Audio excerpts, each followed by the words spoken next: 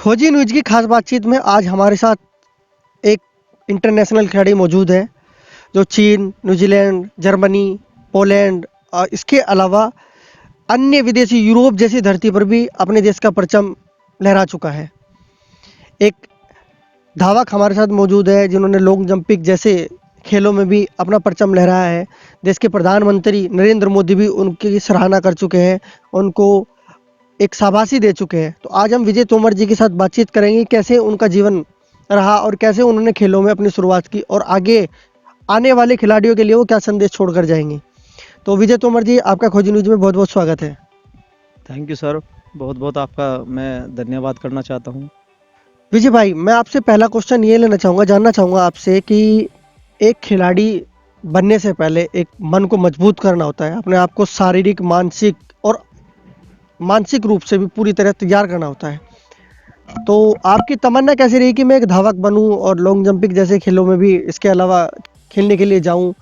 तो कैसे आपने सोचा कि मैं एक खिलाड़ी बनूं?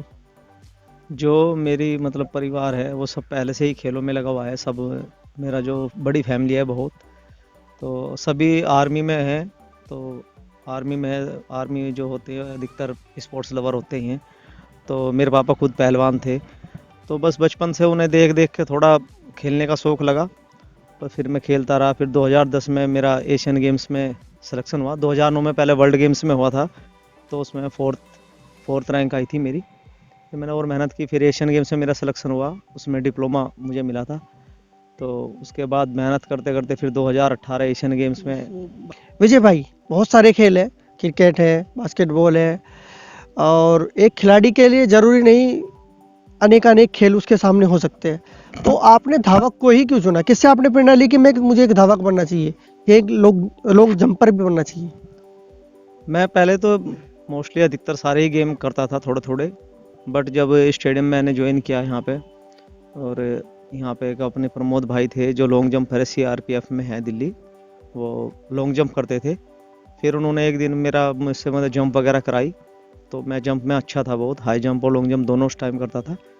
तो बस उन्होंने फिर सुबह शाम मुझे ट्रेनिंग देनी शुरू की, और मैं फिर नॉर्मल बॉयज़ में मंडल में लगातार 2 बार सेकंड आया पूरे अपने मंडल स्तर पे। बस तब से ही फिर प्रेरणा लगी। फिर जब से अपना सुबह शाम अपना प्रैक्टिस पे फिर ध्यान दिया, तब से फिर सक्सेस मिलनी शुरू हो गई। बात अगर मैं धावक के रूप में आपके कैरियर के बारे में करूं, तो आपने पहला खेल अपना देश और विदेश की धरती पर कहाँ कहाँ खेला? मैंने पहला जो गेम की शुरुआत की थी वो पहले नॉर्मल बॉयज़ में की थी। तो नॉर्मल बॉयज़ में मैं यहाँ पर अपने कॉलेज में चैम्पियन बना लगातार 3 साल। बट कितने मीटर में? नहीं, अब जो चैंपियन बनते हैं वो 3 इवेंट में अगर आप फर्स्ट हो तो बनते हैं। तो मैंने लॉन्ग जंप, हाई जंप और डिस्कस थ्रो इन तीनों में फर्स्ट किया था। तो उसके बाद मैं चैंपियन बना। पर क्या है, पैरा खेलों के बारे में मुझे इतनी जानकारी थी नहीं। फिर मेरा सिलेक्शन, मैं 2007 में बेंगलोर गया, वहाँ पर मेरे 4 मेडल थे नेशनल चैम्पियनशिप में। फिर मेरा सिलेक्शन हो गया वर्ल्ड चैम्पियनशिप के लिए। तो वर्ल्ड चैम्पियनशिप में बस फोर्थ रहा। फिर मुझे थोड़ी प्रेरणा मिली कि भाई अब तो और अच्छा करना है। बस फिर मैं मेहनत करने लगा। साई में रहा, भालगढ़ साई है, यहाँ पे मेरा इंडिया कैंप रहा परमानेंट। फिर बेंगलोर साई में मैं परमानेंट कैंप में रहा। ये समझो 2010 से फिर लगातार अब इंडिया कैंप में ही हूँ। बस जब से तैयारी चल रही है, अब ओलंपिक की तैयारी चल रही है। अभी जून में ट्रायल है फाइनल। आपसे मैं जानना चाहूँगा, आपका कोई एक ऐसा संस्मरण जो आपके लिए अद्भुत हो, जिसको ऐसा एक इवेंट होता है जिंदगी में, एक ऐसा मोड़ आता है जिसमें लगता है कि आदमी के लिए वो अद्भुत पल होता है। तो आपके पास आपके लिए कोई अद्भुत पल ऐसा हो जिसको आप जिंदगी भर ना भूल पाएं? जी, ये अद्भुत पल है मेरा। जो अभी इंडोनेशिया में एशियन गेम्स हुए थे 2018 जकार्ता में हुए थे, तो उससे पहले मैंने बहुत मेहनत की थी। तो उसमें मेरा सिल्वर मेडल आया है, वो मेरे लिए अद्भुत अविस्मरणीय रहेगा लाइफ टाइम। और उसके बाद खुद जो एक होता है कि हमारे देश के प्रधानमंत्री जी ने अपने आवास पे बुलाया था हमें और प्रोत्साहन किया था। तो बहुत बड़ा मोमेंट था उस टाइम। अपने देश के प्रधानमंत्री जी ने ट्विटर पे भी अलग से डाला था कि विजय कुमार के लिए। तो वो एक बहुत अच्छा मेरे लिए अविस्मरणीय पल था। 3 जनवरी आपका जन्मदिन रहता है, हमने एक वीडियो फेसबुक पर देखी थी, काफ़ी लोग इकट्ठा, युवाओं में एक ऐसा जोश, क्योंकि आप मुजफ्फरनगर की धरती से हो तो यहाँ के युवाओं में हमें इकट्ठा होकर देखा कि एक वीडियो आपने अपने सोशल मीडिया अकाउंट फेसबुक से डाली थी और उसमें इकट्ठे बहुत सारे लोग थे जो आपका जन्मदिन बड़े अच्छे से मना रहे थे। तो यार दोस्तों का आपका कैसा सहयोग रहता है ज़िंदगी में, अपने दोस्तों का, मित्रों का, या अपने खिलाड़ियों का? देखो, मैं पहले से ही मिलनसार रहा हूँ और जब से मतलब ये है कि मैं अधिकतर ये चाहता हूँ कि भाई मैं सबकी मदद कर सकूँ। तो इसी कारण या ये समझ लो कि मेरा जो है जो यहाँ पे मुजफ्फरनगर में है, ठीक मतलब लड़कों से अच्छा मिलना जुलना। मंत्री जी हमारे संजीव बालियान जी हैं, वो भी मेरे बहुत क्लोज हैं। और जो हमारे जिला पंचायत जितने भी भाई हैं वो सब बस घर की तरह हैं। तो बस जन्मदिन था, ये सबके जो है विशेष आ रही थी सुबह से ही। सब ने बोला कि हम आपका बर्थडे मनाएंगे। बस सब भाई इकट्ठा हो गए, तो बस वो कहाँ की सेलिब्रेशन वो था। जगह थी? वो अपना ही अपनी जगह है, वहाँ पर वॉलीबॉल का हमारा मैच होता है, यहीं पे ही अपनी खुद की जगह है वो। तो वहाँ पे ही बस सभी भाई थे, हमारे स्टेडियम के लोग थे, हमारे संजय राठी भाई थे। बस सभी भाइयों ने जन्मदिन मनाया।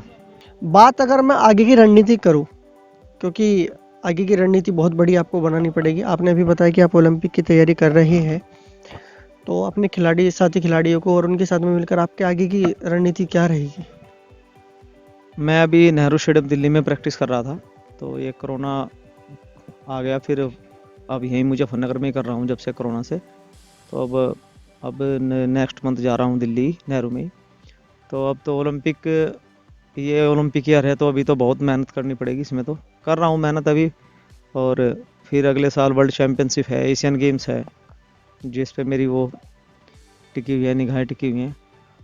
बस अभी तो यही तैयारी चल रही है मेरी। आपकी ज़िंदगी में बहुत सारे लोग ऐसे होंगे, कई बार हमने महेंद्र सिंह धोनी की भी मूवी देखी थी, उनके जीवन के बारे में जानने की कोशिश की, तो एक खिलाड़ी के पीछे बहुत सारी परेशानियां भी आती हैं और बहुत सारे सहयोगी भी उनके होते हैं, मित्र होते हैं या दोस्त होते हैं या पारिवारिक रूप से अनेकानेक लोग उनका साथ देते हैं। तो आपके जीवन में भी कुछ महत्वपूर्ण लोग होंगे? देखो, मेरे परिवार के जो लोग हैं, मतलब मेरी मम्मी है, मेरे पापा हैं।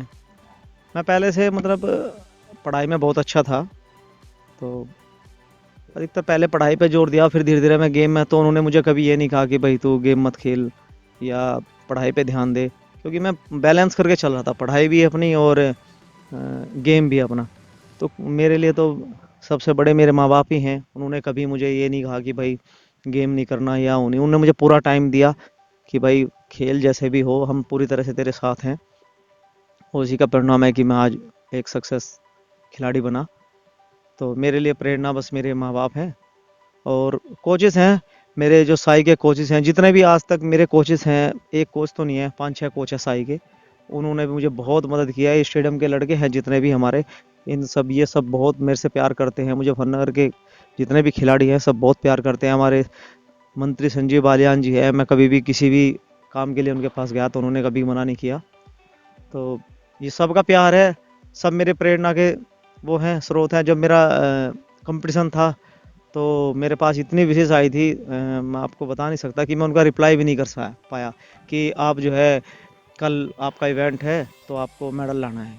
तो पूरी रात मैं सो भी नहीं पाया, पर ये सब उनकी वो थी, विशेष थी कि मैं जो है मेरा मेडल आया और मैं एक मतलब सक्सेस खिलाड़ी बन पाया। आपने भी बताया कि मंत्री संजीव बालियान जी या अन्य नेताओं से भी अच्छी आपकी तालमेल है।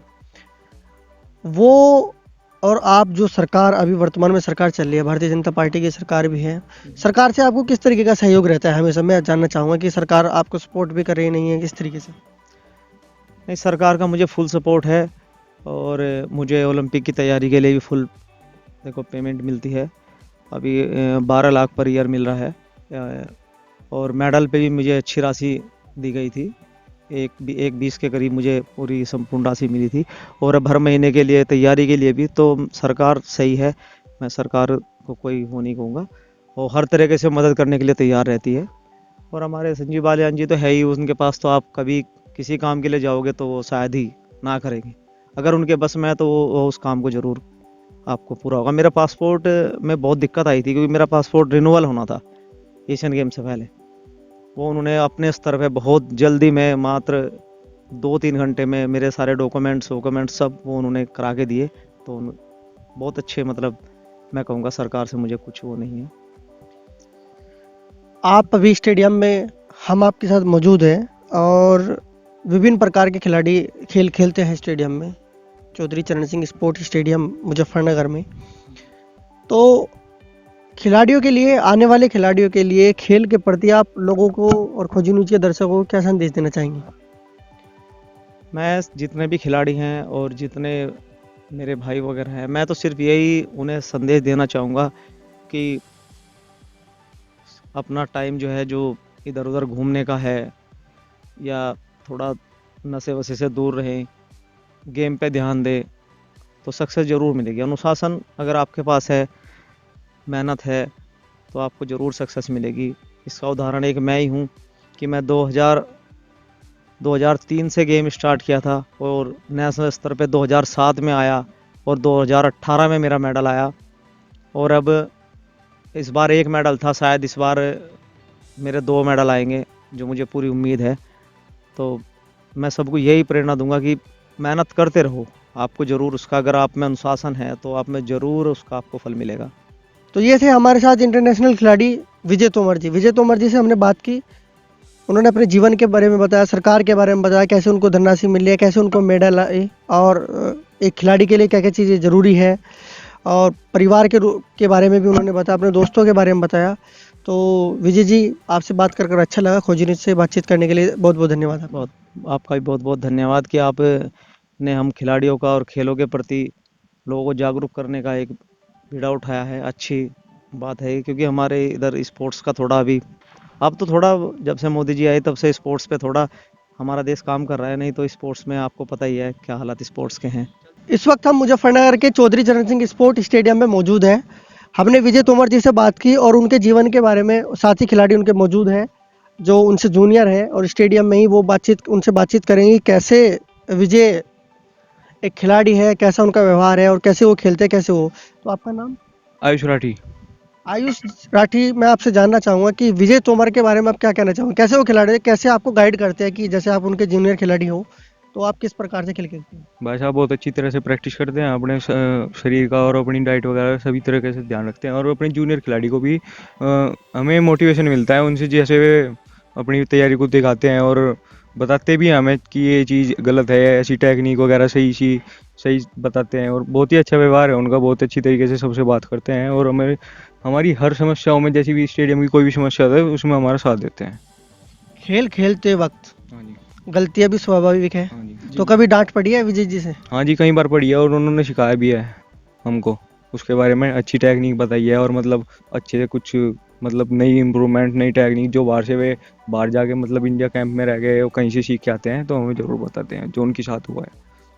क्योंकि खेल खेलते वक्त कई बार गड़बड़ियाँ होती है, तो आपका कहने का मतलब है कि जैसे वो अंदर से अच्छे हैं, ऐसे वो बाहर से कड़क भी है, क्योंकि अगर गलती करोगे तो डांट मिलेगी। हाँ जी, कैसे, कोई ऐसा एक इंसिडेंट हुआ है आपके साथ में?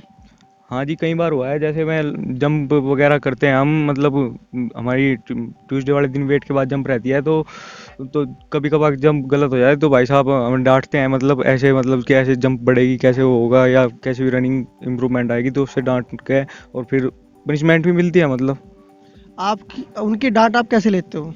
सीरियस लेनी पड़ती है क्योंकि सीनियर खिलाड़ी हैं। आपका नाम? लवकुल राठी।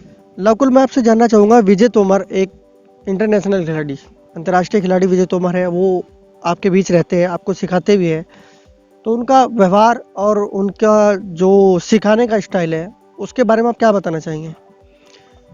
भाई साहब बहुत अच्छी तरह सिखाते हैं, बहुत इम्प्रूवमेंट आया हमारी तैयारी में। अगर ये भैया ना होते तो बहुत ख़राब प्रदर्शन था, बहुत इस अब से पहले हमारा। उससे मेरे भाई मतलब तोमर जी आया तो हमने बहुत अच्छा वो कराया। व्यवहार है इनका, व्यवहार तो बहुत ही बढ़िया है, लाखों में एक व्यवहार है इनका, तो सुनने का आदमी है मेरे को, बहुत अच्छे व्यवहार है। बस नहीं समझ लो हमारी रेस में इतना इम्प्रूवमेंट आ रहा है। अब फिलहाल जो आ रहा है इनकी वजह से आ रहा जो है।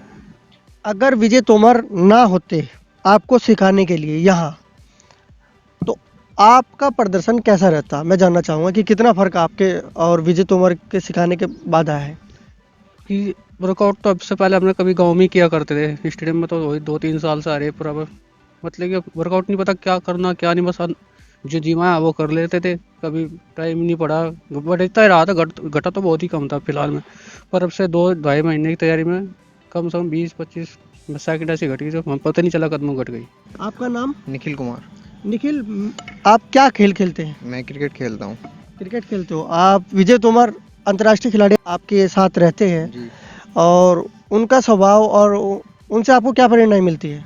उनका जैसे आपने देखा होगा कि बिना रेलगाड़ी बिना इंजन के जैसे रेलगाड़ी है, इस तरीके से अभी हमारा है। अब अगर मैं मतलब कि हम अगर मेंटली भी थोड़ा डिप्रेशन में जाते हैं या कुछ भी है तो भैया हमें मोटिवेट करते हैं और हमें बहुत कुछ सीखने को मिलता है उनसे। अब जैसे कि आप देख सकते हैं कि अभी वे पैरा एथलीट हैं तो फिर तो हम फिर भी ठीक हैं, फिर और भी अच्छा कर सकते हैं। ये और उन लोगों के लिए भी सीख है, जूनियरों के लिए बहुत अच्छी सीख है। वो तो जंपिंग और एक धावक है, तो आपको कैसे सिखाते हैं, क्योंकि आप क्रिकेट खेलते हो?